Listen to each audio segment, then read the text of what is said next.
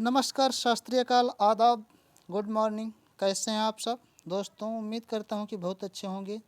दोस्तों, मैं पवन पाल स्वागत करता हूं आप सबका अपने एग्ज़ाम क्रैक पवन पाल के यूट्यूब चैनल पर। तो हे दोस्तों, जैसा कि आप लोग जानते हैं, जी के जीएस का महासंग्राम हमारे इस चैनल पर चल रहा है और उसी के लिए जो है आज एक वीडियो ये क्लास फिर से अपलोड हो रहा है 30 प्रश्नों का, जो प्रत्येक दिन आप लोगों के लिए आता रहता है। तो दोस्तों, क्लास शुरू करने से पहले आप लोगों से बताना चाहूँगा कि अगर आप लोग हमारे इस चैनल पर नए हैं तो हमारे इस चैनल को नीचे रेड कलर का सब्सक्राइब लिखा हुआ है, उस पर क्लिक करके बगल में बेल आइकन आएगा, उसको ऑल पर सेट कर लीजिए। ठीक है दोस्तों? तो दोस्तों, और इस चैनल को शेयर भी कीजिए, ठीक है, ताकि और लोगों को इसका फ़ायदा मिल सके। दोस्तों, एग्ज़ाम क्रैक पवन पाल के परिवार को एक बड़ा परिवार बनाइए। ठीक है दोस्तों? चलिए अब आज के प्रश्नों पर चलते हैं। आज का आपका पहला प्रश्न है कि लोकसभा के संदर्भ में सदन के नेता का क्या अर्थ है? तो बताइए, लोकसभा के संदर्भ में सदन के नेता को क्या कहा जाता है? विपक्ष के नेता, या फिर प्रधानमंत्री या प्रधानमंत्री द्वारा नामित मंत्री, भारत के राष्ट्रपति, या फिर सत्तारूढ़ दल या गठबंधन का कोई भी नामित सदस्य। तो दोस्तों, लोकसभा के संदर्भ में जो सदन के नेता होते हैं उनको प्रधानमंत्री या प्रधानमंत्री द्वारा नामित मंत्री कहा जाता है। ठीक है, आपका दूसरा ऑप्शन सही हो जाएगा दोस्तों। ठीक है दोस्तों, चलिए अगले प्रश्न पर चलते हैं। दोस्तों, अगला प्रश्न है आपका, भारतीय रेल नेटवर्क लगभग कितने स्टेशनों को जोड़ता है? पहला है 10,000, दूसरा ऑप्शन है आपका 8,000, तीसरा ऑप्शन है 12,000, चौथा ऑप्शन है 14,000। तो दोस्तों, भारतीय रेल नेटवर्क जो है वो 8,000 स्टेशनों को जोड़ता है। ठीक है, कितने स्टेशनों को? 8,000 स्टेशनों को। चलिए अगले प्रश्न पर चलते हैं। अगला प्रश्न है आपका कि कौन सी झील एशिया की सबसे बड़ी ताजे पानी की झील में से एक है? तो बताइए, सांभर, वेम्बनाड, वुलर या फिर चिलिका। तो दोस्तों, वुलर झील जो है एशिया की सबसे बड़ी ताजे पानी की झीलों में से एक है। ठीक है, चलिए अगले प्रश्न पर चलते हैं। दोस्तों, अगला प्रश्न है आपका कि भारतीय मूल की एक अग्रणी महिला इंदिरा नूई किससे संबंधित हैं? पहला है कोका कोला, दूसरा है माइक्रोसॉफ्ट, तीसरा है IBM, चौथा है पेप्सिको। तो दोस्तों, इंदिरा नूई जो है वो पेप्सिको से संबंधित हैं। ठीक है, किससे? पेप्सिको से। ये भारतीय मूल की एक महिला हैं। ठीक है दोस्तों, चलिए अगले प्रश्न पर चलते हैं। अगला प्रश्न है आपका कि भारत के भुगतान बैंकों को निम्नलिखित में से किस गतिविधि की अनुमति नहीं है?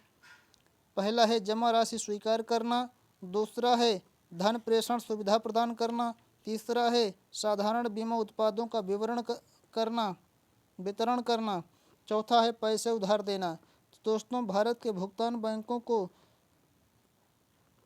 जिस गतिविधि की अनुमति प्राप्त नहीं है वो है पैसे उधार देना। ठीक है, ये पैसे उधार अपने मन से नहीं दे सकते। ठीक, चलिए अगले प्रश्न पर चलते हैं। अगला प्रश्न है आपका कि श्री प्रणब मुखर्जी ने भारत के कौन से नंबर के राष्ट्रपति के रूप में पदभार ग्रहण किया था? ठीक है, तो बताना है कि श्री प्रणब मुखर्जी जो है वो भारत के कौनसवें नंबर के राष्ट्रपति थे? तो दोस्तों, प्रणब मुखर्जी जो थे वो भारत के 12वें नंबर के राष्ट्रपति थे। ठीक है, किस नंबर के? 12वें नंबर के। अच्छा दोस्तों, इस समय भारत के जो राष्ट्रपति हैं श्री रामनाथ कोविंद, वो तो प्रणब मुखर्जी के बाद यही राष्ट्रपति हैं, तो वो 13वें नंबर को जाएंगे। ठीक है, चलिए अगले प्रश्न पर चलते हैं। अगला प्रश्न है आपका कि प्रसिद्ध बृहदेश्वर मंदिर कहाँ स्थित है? तो बताना है प्रसिद्ध बृहदेश्वर मंदिर कहाँ स्थित है दोस्तों। पहला है कर्नाटक, दूसरा है केरल, तीसरा है तेलंगाना, चौथा है तमिलनाडु। तो बताइए कौन सा ऑप्शन आपका सही हो जाएगा? तो दोस्तों, तमिलनाडु में। ठीक है, प्रसिद्ध बृहदेश्वर मंदिर तमिलनाडु में स्थित है। दोस्तों, इस प्रश्न की बात करें तो ये प्रश्न वेरी इंपॉर्टेंट प्रश्न है परीक्षा के दृष्टिकोण से। ये एक प्रश्न दोस्तों काफ़ी बार एग्जाम में पूछा जा चुका है और पूछा भी जाता रहेगा। ठीक है दोस्तों, चलिए अगले प्रश्न पर चलते हैं। अगला प्रश्न है आपका कि भारत में किसी राज्य के राज्यपाल के रूप में नियुक्त के लिए, ठीक है, भारत में किसी राज्य के राज्यपाल के रूप में नियुक्ति के लिए निर्धारित न्यूनतम आयु सीमा कितने वर्ष है? पहला है 30 वर्ष, दूसरा है 40 वर्ष, तीसरा है 25 वर्ष, चौथा है 35 वर्ष। तो दोस्तों भारत में किसी भी राज्य के राज्यपाल के नियुक्ति के लिए उसकी जो तय निर्धारित उम्र है उसकी है 35 साल, ठीक है। वो 35 साल से कम की उम्र का नहीं होना चाहिए, ठीक है दोस्तों, तभी वो किसी राज्य के राज्यपाल के रूप में नियुक्त हो सकता है। चलिए अगले प्रश्न पर चलते हैं दोस्तों। अगला प्रश्न है आपका कि पूर्ण सूर्य ग्रहण तब होता है जब, तो बताना है कि पूर्ण सूर्य ग्रहण कब होता है। दोस्तों चंद्रमा पृथ्वी की छाया में प्रवेश करे तब, या फिर सूर्य चंद्रमा और पृथ्वी एक सीधी रेखा में हो तब, या फिर सूर्य चंद्रमा और पृथ्वी एक सीधी रेखा में ना हो। चौथा ऑप्शन आपका कह रहा है कि चंद्रमा पृथ्वी से अधिकतम दूरी पर हो। तो दोस्तों पूर्ण सूर्य ग्रहण तभी होगा जब सूर्य चंद्रमा और पृथ्वी जो है एक सीधी रेखा में हो, ठीक है दोस्तों, तभी जो है पूर्ण सूर्य ग्रहण होगा। जैसे ये सूर्य हो गया, ये चंद्रमा हो गई और ये पृथ्वी हो गई, ठीक है। तो जब यहाँ से जो है देखेंगे तो सूर्य दिखाई नहीं देगा, ठीक है। तो कितने भाग को कवर कर लेगा? ये इतने भाग को कवर कर लेगा, ठीक है, तभी तो पूर्ण सूर्य ग्रहण होगा। चलिए अगले प्रश्न पर चलते हैं। अगला प्रश्न है आपका कि निम्न में से किस भारतीय राज्य की सीमा अंतर्राष्ट्रीय सीमाओं को स्पर्श नहीं करती है? तो बताइए, पहला है हरियाणा, दूसरा है पंजाब, तीसरा है पश्चिम बंगाल, चौथा है हिमाचल प्रदेश। तो जिस राष्ट्र की जिस राज्य की सीमा अंतर्राष्ट्रीय सीमाओं को स्पर्श नहीं करती है वो है हरियाणा, ठीक है। पहला ऑप्शन आपका दोस्तों सही हो जाएगा, ठीक है दोस्तों। चलिए अगले प्रश्न पर चलते हैं। अगला प्रश्न है आपका कि निम्न में से कौन सा द्वीप लक्षद्वीप से संबंधित नहीं है? तो बताइए कौन सा द्वीप लक्षद्वीप से संबंधित नहीं है? पहला है कवरत्ती, दूसरा है अमीनी, तीसरा है मिनिकॉय, चौथा है नील। तो दोस्तों जो नील द्वीप है वो लक्षद्वीप से संबंधित नहीं है। आपका चौथा ऑप्शन दोस्तों सही हो जाएगा, ठीक है दोस्तों। चलिए अगले प्रश्न पर चलते हैं दोस्तों। अगला प्रश्न आपका क्या कह रहा है कि कौन सा एक सामान्य बिटमैप आधारित फाइल टाइप एक्सटेंशन नहीं है? पहला है पीएनजी, दूसरा है पीसीएक्स, तीसरा है ओडीटी, चौथा है टीआईएफएफ, ठीक है। क्वेश्चन एक बार और देख लीजिए, कौन सा एक सामान्य बिटमैप आधारित फाइल टाइप एक्सटेंशन नहीं है, ठीक है। जैसे दोस्तों हर चीज़ के जो है हर फाइल के एक्सटेंशन नेम होते हैं हर टेक्स्ट के, ठीक है दोस्तों। जैसे नोट का जो है नोटपैड का .txt होता है एक्सटेंशन नेम, उसी प्रकार जो फाइल जब आप एक्सटेंशन नेम किसे कहते हैं, जैसे आप फाइल जिस जिस चीज़ पर काम कर रहे हैं कंप्यूटर में, तो उस पर जब आप कोई नाम सेव नहीं करोगे तो कंप्यूटर जो है अपने आप से एक नाम जो है निर्धारित कर देता है, ठीक है। उसी को उस फाइल का एक्सटेंशन नेम कहते हैं, ठीक है। तो दोस्तों कौन सा एक्सटेंशन नेम नहीं है? तो ODT, ठीक है, ODT जो है वो एक्सटेंशन नेम नहीं है। तीसरा ऑप्शन आपका सही हो जाएगा। चलिए अगले प्रश्न पर चलते हैं। अगला प्रश्न है आपका प्रथम लोकसभा अध्यक्ष कौन थे? तो बताइए प्रथम लोकसभा अध्यक्ष कौन थे? सरदार हुकुम सिंह, GV मावलंकर, तीसरा है MN कौल, चौथा है MA आयंगर। तो दोस्तों आपका दूसरा ऑप्शन सही हो जाएगा, GV मावलंकर जो है वो प्रथम लोकसभा अध्यक्ष थे, ठीक है। दूसरा ऑप्शन आपका दोस्तों सही हो जाएगा। चलिए अगले प्रश्न पर चलते हैं। अगला प्रश्न है आपका कि नदी द्वीप माजुली जो भारत का पहला और एकमात्र द्वीप जिला बना है वह कहाँ स्थित है? तो बताइए कहाँ स्थित है वो? पहला ऑप्शन आपका है हिमाचल प्रदेश, दूसरा कह रहा है जम्मू कश्मीर, तीसरा है कर्नाटक, चौथा है असम। तो दोस्तों एकमात्र द्वीप जिला जो बना है वह असम में बना है, ठीक है। चौथा ऑप्शन आपका सही हो जाएगा, ठीक है दोस्तों।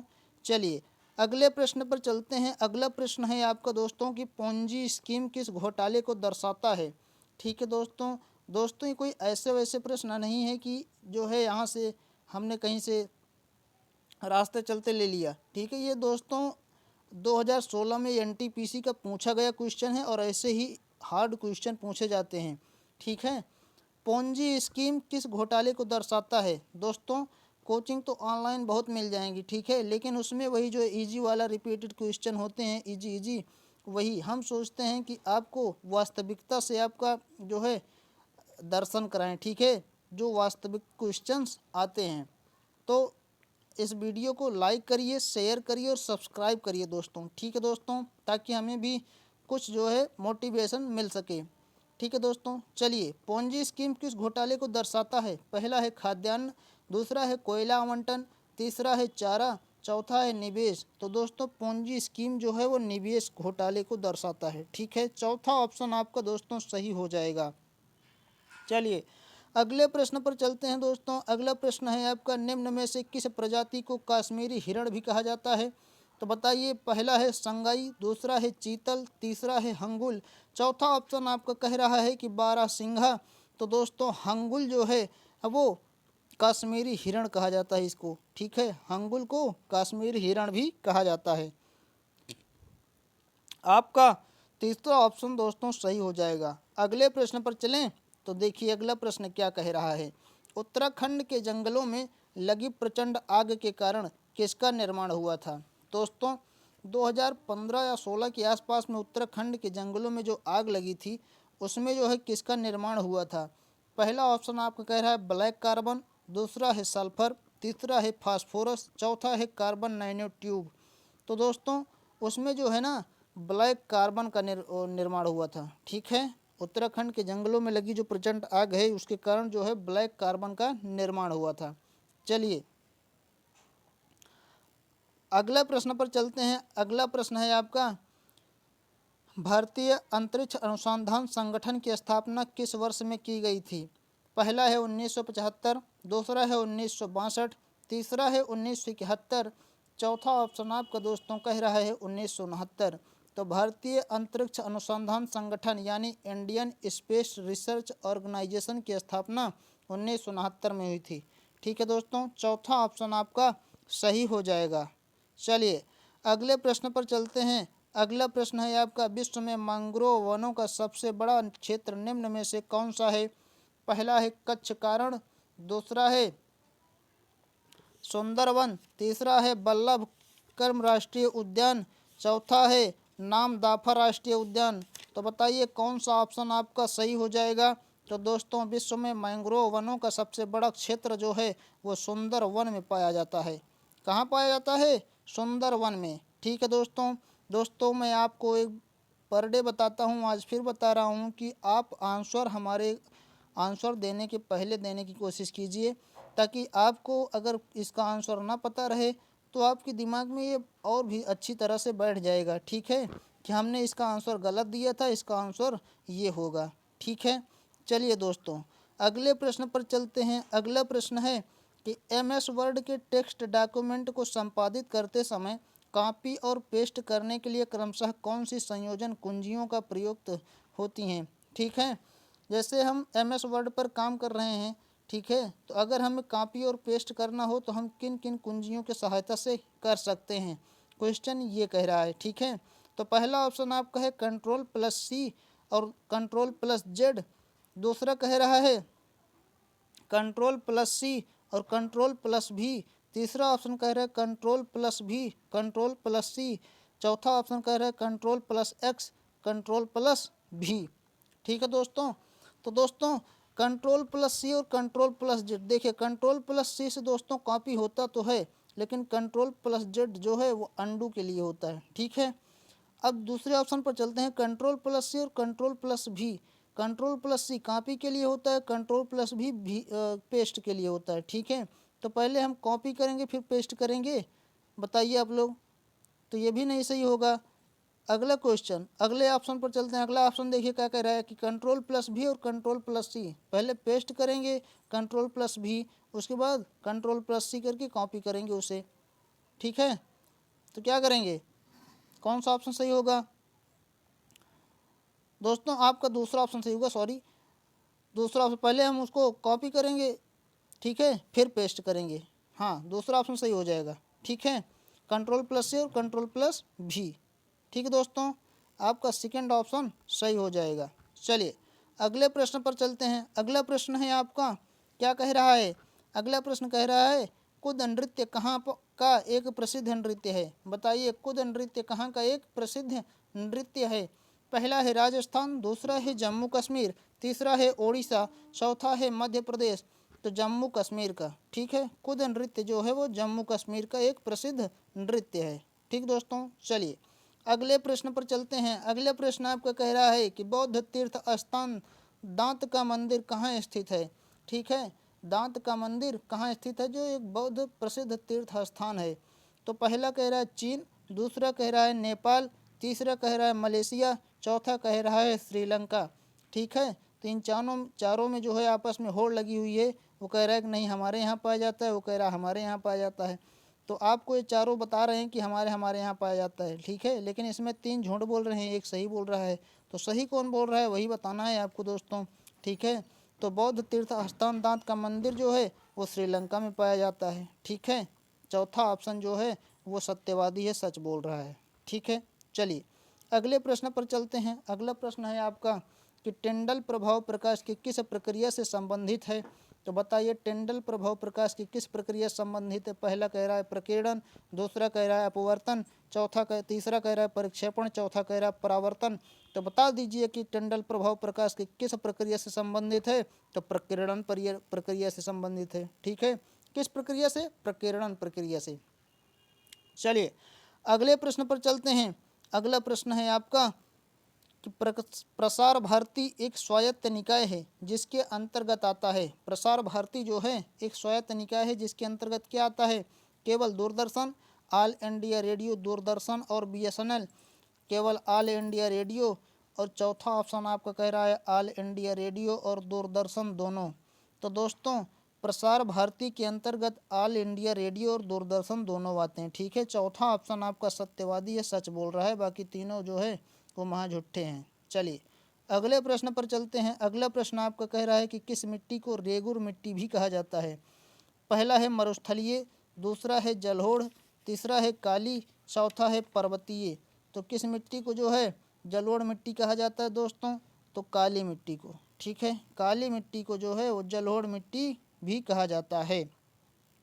चलिए अगले प्रश्न पर चलते हैं। अगला प्रश्न है आपका कि कबड्डी किस राज्य का आधिकारिक खेल नहीं है? पूछ रहा है। पहला है पंजाब, दूसरा है तमिलनाडु, तीसरा है राजस्थान, चौथा है तेलंगाना। तो दोस्तों कबड्डी जो है ना वो राजस्थान का एक आधिकारिक खेल नहीं है। ठीक है, तीसरा ऑप्शन आपका सही हो जाएगा दोस्तों। चलिए अगले प्रश्न पर चलते हैं। अगला प्रश्न आपका क्या कह रहा है कि अगला प्रश्न कह रहा है कि स्वतंत्रता संघर्ष के दौरान हुई असहयोग आंदोलन की परिकल्पना में क्या शामिल नहीं था? पहला है प्रशासनिक सेवाओं का बहिष्कार, दूसरा है ब्रिटिश उपाधियों का परित्याग, तीसरा है आम दंगे, चौथा है विदेशी वस्तुओं का बहिष्कार। तो दोस्तों स्वतंत्रता संघर्ष के दौरान हुई असहयोग आंदोलन की परिकल्पना में जो शामिल नहीं था वो था आम दंगे। ठीक है, क्या था? आम दंगे। तीसरा ऑप्शन आपका दोस्तों सही हो जाएगा। चलिए अगले प्रश्न पर चलते हैं। अगला प्रश्न है आपका कि जिस रासायनिक अभिक्रिया में ऊष्मा निकलती है उसे कौन सी अभिक्रिया कहा जाता है? बताइए, रासायनिक विज्ञान का प्रश्न आप लोगों से पूछा गया है। पहला ऑप्शन कह रहा है ऊष्माक्षेपी, दूसरा कह रहा है संयोजन, तीसरा कह रहा है अपघटन, चौथा कह रहा है ऊष्माशोषी। तो जिस रासायनिक अभिक्रिया में ऊष्मा निकलती है वह अभिक्रिया ऊष्माक्षेपी अभिक्रिया कहलाती है। फटाक से जवाब दे दिया कीजिए। ठीक है, चलिए अगले प्रश्न पर चलते हैं। अगला प्रश्न आपका कह रहा है कि भारतीय कृषि अनुसंधान परिषद का मुख्यालय कहाँ पर स्थित है? तो बताइए कहाँ पर स्थित है? पहला ऑप्शन है नई दिल्ली, दूसरा ऑप्शन है बेंगलुरु, तीसरा ऑप्शन है देहरादून, चौथा ऑप्शन है मुंबई। तो भारतीय कृषि अनुसंधान परिषद का मुख्यालय नई दिल्ली में स्थित है। ठीक है, कहाँ स्थित है? नई दिल्ली। पहला ऑप्शन आपका दोस्तों सही हो जाएगा, पहले फर्स्ट आया है नई दिल्ली। ठीक है, तो नई दिल्ली में जो है भारतीय कृषि अनुसंधान का परिषद का मुख्यालय है। चलिए अगला और आज का अंतिम प्रश्न आप लोगों के लिए क्या कह रहा है, जरा ध्यान से सुनिएगा। रेलवे के गतिशील किराया मूल्य निर्धारण के तहत बुकिंग बढ़ने के साथ साथ किराया क्या हो सकता है? घट सकता है, बढ़ सकता है या बढ़ या घट सकता है, रद्द किया जा सकता है। तो रेलवे के गतिशील किराया मूल्य निर्धारण के तहत बुकिंग बढ़ने के साथ साथ किराया जो है दोस्तों वो बढ़ सकता है। दूसर का ऑप्शन आपका सही हो जाएगा, बाकी सब तीनों गलत। ठीक है, तो दोस्तों ये रहे हमारे आज के 30 महत्वपूर्ण प्रश्न। कैसे लगे आपको कमेंट करके ज़रूर बताइएगा दोस्तों वीडियो अच्छा लगा हो तो उसको लाइक करिए, शेयर करिए, आप भी सब्सक्राइब करिए और अपने दोस्तों को भी शेयर करके सब्सक्राइब करवाइए, ताकि दोस्तों उनको भी इसका फ़ायदा मिल सके और एग्ज़ाम क्रैक पवन पाल एक बड़ा परिवार बन सके। ठीक है दोस्तों, तो आपसे एक रिक्वेस्ट है कि कृपया हमारे इस चैनल को लाइक करिए, शेयर करिए और सब्सक्राइब करिए। ठीक है दोस्तों, तो मिलेंगे और भी इम्पोर्टेंट प्रश्नों के साथ नेक्स्ट वीडियो में। तब तक के लिए चलते हैं, धन्यवाद।